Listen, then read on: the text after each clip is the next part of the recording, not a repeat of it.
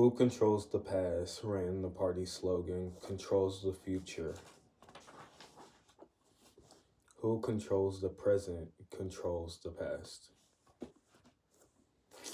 George Orwell's 1984. Pages 35 to 36. Now, many people will be like, okay, what is that supposed to mean? And today I'm going to explain it.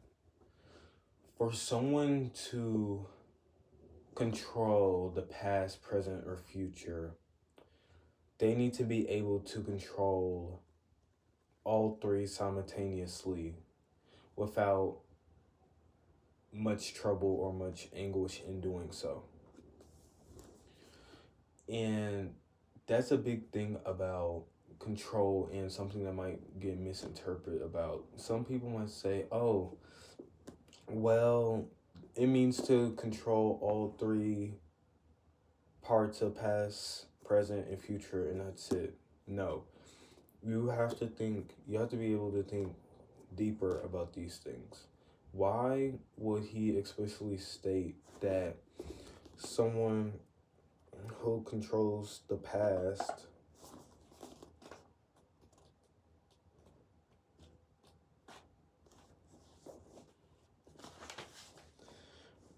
why would he explicitly state that someone who controls the past now controls the future?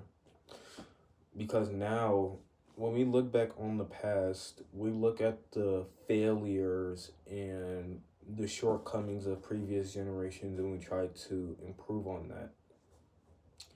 But if someone is able to control that past and control the history of that, then they're able to change the future outcomes of the next generations after the previous generations. And the person who can control the present time, the present day, just modern day basically, controls the past. Because if you're able to control the present moment, people start to forget. People want to learn about the past. That's why I feel like the past and present are so close. Because people in the present learn about the past, so the people now in the present can live out a better future. But think about it in this way: the person who controls the present is able to manipulate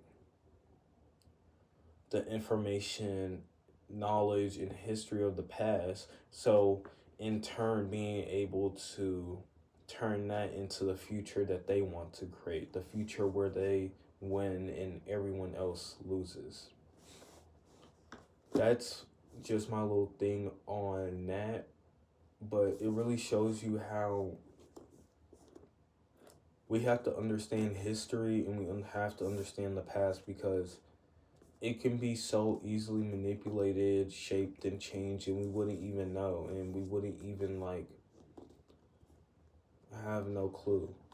I was also reading Fahrenheit 451, right? And it was like houses were always fireproof, but they burn the moment that kerosene spills and lights the house up. So that's a lie. That can't be true. Or that Benjamin Franklin was the first fireman. That wasn't true either. He was a founding father. He was a person with great education and great intelligence. He wasn't a fireman. See how the past can be manipulated, and then that changed the future of their whole world?